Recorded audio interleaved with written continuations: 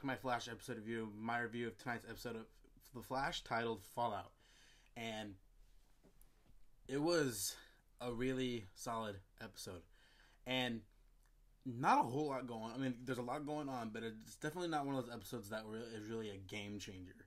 I mean, except for the end a little bit. I'll talk more about that later. But overall, I felt like it was a good episode overall. The story mainly. And it's nice seeing the character of Firestorm actually being brought into the show. And I mentioned this last week with last week's episode of The Flash when they had to deal with Firestorm and all that.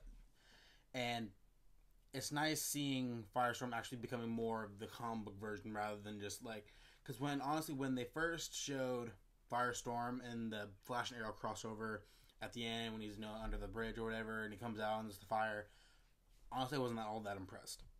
But now that we're getting more of the context of what the Firestorm character is in this show, it's cool seeing the dynamics of like these two characters who come together and seeing their abilities and seeing the quantum splicer thing that looks like the whatever they're wearing look like the Firestorm costume from the comics, which I think is pretty cool. More realistic way of bringing that costume to live action. And there's a lot of good things about this episode, especially just like the one-liners from Cisco. And honestly, like I've said this before, but Cisco's really growing on me because initially, I mean, if you guys have been watching my stuff in the past or not, I had my reservations about Cisco as a character. Even when him and Caitlin first debuted on Arrow in season 2, when Barry was still in a coma and they were chased by Deathstroke and all that, I wasn't too into Cisco. But now he's really growing on me, and he's one of my favorite characters, especially just because like, he's not just the comic relief. He kind of helps drive the story sometimes because he's more than just like the character with the one-liners. And at first, that seemed like all he was. He tried being funny, and at first, I didn't really find him all that funny. But he's growing on me, and I've said that for like three times now. But to go into the actual specifics of the episode, Clancy Brown is Wade Eiling. He can be in anything, and I am impressed. Even going back to Shawshank Redemption, Clancy Brown continues to impress me because whether he often plays the bad guy. I mean, obviously he's the voice of Lex Luthor in the Superman cartoon. He played an antagonistic character in Shawshank Redemption, and then he's this character General Eiling in Flash. I mean, he's good at playing the bad guy, and I think he enjoys that too. And it really makes you he makes you believe that he's a really bad guy. And obviously you're not rooting for him, but hey, I mean, I've always enjoyed Clancy Brown and everything he's been doing. I mean, even a lot of people know that he's the voice of Mr. Krabs and SpongeBob, which I didn't know that until a couple years. No, probably until about a year ago. But yeah, having him on the show I think has been great. And bringing Victor Garber as Dr. Stein, like for those of you like who may recognize him, but he was one of the characters in that movie Titanic, and a majority of you have probably seen Titanic. And he was the I don't remember the character's name. Mr. Andrews. He was Mr. Andrews in that movie. He talked to Rose and Kate Winslet's character. He dealt with her throughout the movie. But I think it's cool seeing him on the show too. It kind of makes the show a little more, I don't want to say verified, because that's a weird word to use, but I feel like the show's taken a little more seriously when they bring in actors of that kind of caliber, who've been in big movies like Titanic, and then you got, Clancy Brown, he was in Shawshank Redemption. Now we got Luke Skywalker himself, Mark Hamill, coming in the next couple of episodes. And it's cool that the type of talent they're bringing onto the show, and showing that they're putting a lot of effort into making sure the show is not just another comic book show, but making sure it's a great show. And one of the things that makes this show great is dealing with characters' insecurities or dealing with characters' issues. Like, especially in this episode, when Barry finds out that, obviously, if you watch the episode, that, Barry, future Barry went back in time to the night his mom was murdered. And he fought Reverse Flash to some capacity. And then something happened, and he obviously couldn't save his mom. And now he's driven to save his mom.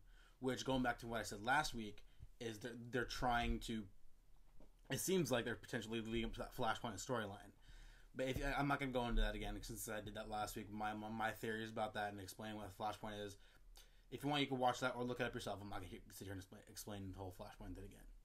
But it'll be interesting seeing how that plays out moving forward. Excuse me. Just readjust myself here. But unfortunately, one thing is I didn't... Well, this has nothing to do with the episode itself. I'm recording this at 1 o'clock in the morning on Wednesday because, I was out all night.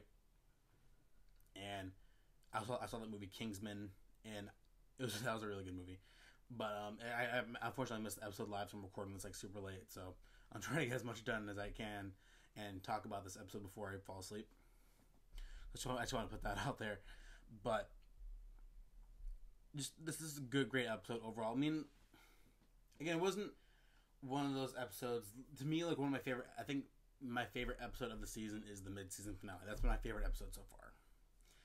And then I had really enjoyed the mid-season premiere, Revenge of the Rogues.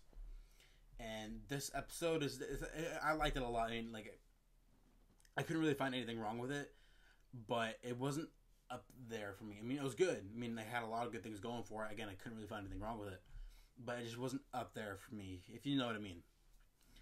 But one of the things that I was bothered by last week and the week before with the whole Linda Park thing, which they didn't even address this week, which is kind of weird, is that, they brought her in just to make Iris jealous and almost made it seem like Iris can't be a character on her own. She has to revolve around Barry somehow just because she's Barry's love, one of Barry's love interests. And it was kind of nice seeing her in this episode and kind of having her own thing, even though she wasn't really around too much. And I don't understand the whole investigating Star Labs thing. I don't really get where that's coming from. But I mean, it's definitely interesting seeing that she can actually have her own storyline beyond Barry. Because that's been one of my biggest criticisms of the show so far, is that they haven't really given Iris the chance to flesh out as her own character without being too tied down to Barry. And it's nice seeing that in this episode. Hopefully they keep doing it. And again, just the one, again, some things I liked in the episode were some of the jokes Cisco said, bring up the Terminator and the Back to the Future jokes, the whole time travel thing. The whole pizza thing with Dr. Stein, that was kind of funny. I mean, it's all cheesy, but I think it's kind of funny. Yeah, not too much to tonight's episode. I mean, I loved how they handled Firestorm in the end, creating the Firestorm character that we all know from the comics. When it's not just Martin Stein's mind and Ronnie Raymond's body, it's them both having the balance of Ronnie Raymond being in control, but Martin Stein also being there. And they also added the thing of them being able to separate, which makes it better, so actually they can lead their own lives kind of, but still be tied together. I mean, it definitely makes for interesting storytelling, but I mean, it's different from the comics, and I mean, I like what they're doing with the character and the look of the character. I wish they would keep Firestorm around more instead of him having to leave because of Eiling and all that. But okay, so now to go into that little final part of the episode, stinger with Reverse Flash and Harrison Wells. We finally see him in the suit, and he's unmasked for the first time, because there was suspicions. Even myself, I had some of these suspicions. Sorry, my stutter can get really bad sometimes. And it was hard. I mean, seeing Harrison Wells being in that thing with the Reverse Flash suit, we didn't know if that, because obviously with Harrison being in two places at once, we didn't know how he can do that. But I mean, now seeing, if you guys saw the promo for next week's episode, clearly he can be in two places at once because of his speed. And we all have, I think a lot of us had the theory that maybe Harrison Wells is there's more than one Reverse Flash or whatever. But I mean, there still might be. Who knows? But for me, it kind of solidified that Harrison Wells is a Reverse Flash, and he was the one who killed Barry's mom that night and all that. And seeing Gorilla Grodd finally, I mean, he's still kind of in the shadows, but seeing him finally. And hopefully he killed Eiling so they can get rid of him. Again, nothing against Clancy Brown because I liked him. I just hate that character for all the right reasons, because we're meant to hate him because he's a bad guy. And seeing Grodd in this speak, he's no, God, Grodd, that was so cool and badass. And I geeked out for a second because I didn't think they would actually have have the balls to bring Gorilla Grodd into the show, considering he's a very, unless you use something like cheesy costume, he's a very CGI heavy character, and unless you have some, I don't know, like Dawn of the Planet of the Apes type, motion capture technology, it's very difficult to do on a TV budget. So, I mean, hey, it looks cool so far. So, I mean, but we'll see going forward how that's gonna happen.